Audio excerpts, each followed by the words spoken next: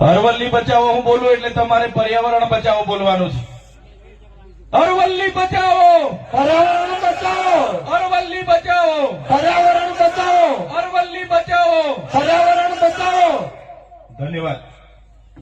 આજના આ કાર્યક્રમમાં મંચસ્થ મારી સાથે ઉપસ્થિત આમ આદમી પાર્ટીના યુવા નેતા અને વિદ્યાર્થીઓના નેતા એવા યુવરાજસિંહ જાડેજા, સાથે આપણા ઝોનના પ્રભારી એવા બિપિનભાઈ ગામિતી, સાથે મારી સાથે ઉપસ્થિત થયેલા નર્મદા જિલ્લાના આમ આદમી પાર્ટીના પ્રમુખ એવા નિરંજનભાઈ વસાવા, સાથે આપણા સાબરકાંઠા જિલ્લાના પ્રમુખ એવા હિતેન્દ્રસિંહ પરમાર, સાથે અરવલ્લી જિલ્લાના આમ આદમી પાર્ટીના પ્રમુખ એવા રાજેન્દ્રસિંહભાઈ, સાથે આપણા ઝોનના સહપ્રભારી તરીકેની જવાબદારી સંભાળતા મારા સાથી મિત્ર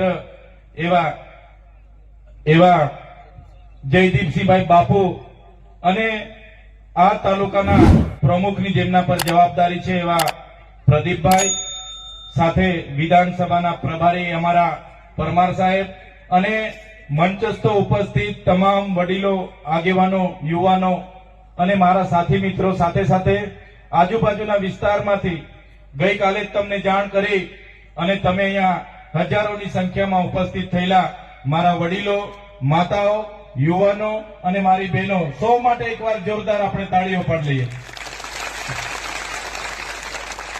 સાથે સાથે આપણી અરવલ્લી બચાવોની આ લડતને દેશ અને દુનિયા સુધી લઈ જવા માટે પોતાની ટીમ સાથે ઉપસ્થિત થયેલા મીડિયા મિત્રો માટે એકવાર જોરદાર તાળીઓ પાડી લો. સાથે આપણો કાર્યક્રમ ખૂબ સારી રીતે થાય, કાયદો અને વ્યવસ્થા જળવાય, એના માટે સવારથી જ પોતાનો બંદોબસ્ત અને પોતાની સેવા આપી રહેલા પોલીસ કર્મીઓ માટે જોરદાર તાળીઓ પાડી લો. સાથીઓ, આજની સભા અમે જાણીએ છીએ. આજે તમે જોઈ લો, આદિ અનાદિ કાળથી 2-2.5 અબજ વર્ષની આપણી જે અરાવલ્લીની પહાડીઓ છે, એ પહાડીઓને બચાવવા માટે આપણે રોડ પર ઉતરવું પડ્યું છે. આ સરકારને સામેથી એવું દેખાય છે કે આ માત્ર પહાડ છે. સાથીઓ, આ માત્ર પહાડ નથી, આ એક ક્રાંતિકારી ભૂમિ છે. આ એ આપણી આસ્થા છે, આપણું અસ્તિત્વ છે, આપણી પ્રકૃતિ અને સંસ્કૃતિ સાથે જોડાયેલી આ પહાડોની યાદીઓ છે.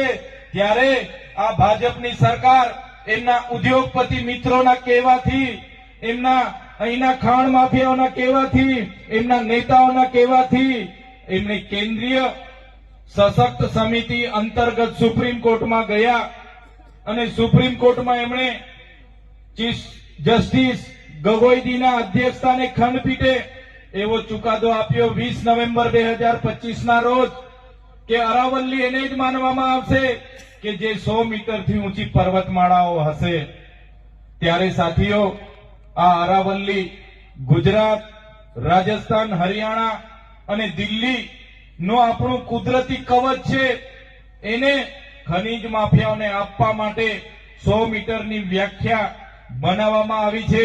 અને આ 100 મીટરની વ્યાખ્યામાં એમના ખનીજ માફિયાઓ, એમના ઉદ્યોગપતિઓ આવનારા દિવસોમાં આ વિસ્તારમાં આવે, એના માટે આ સરકારે રેડ કાર્પેટ નાખી આપ્યા છે.